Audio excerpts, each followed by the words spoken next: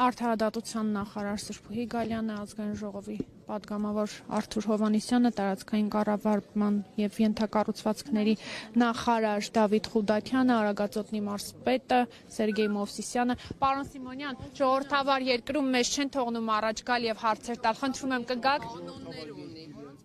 Որ կանոնները, Տիկին Գալյան,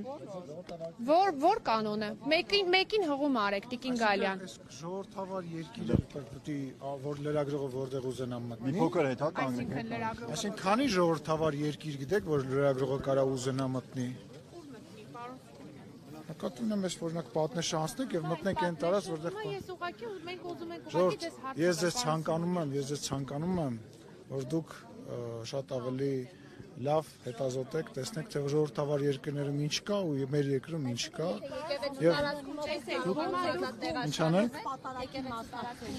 Կեղծ լրագրողների, կեղծ քաղաքական գործիչների, կեղծ ընդդիմադիրների հետ որ շփվում եմ, մնացածի հետ կապված կարծում եմ հարցերը դեռ ինչ են։ Ընդդիմադիրը լավ չի,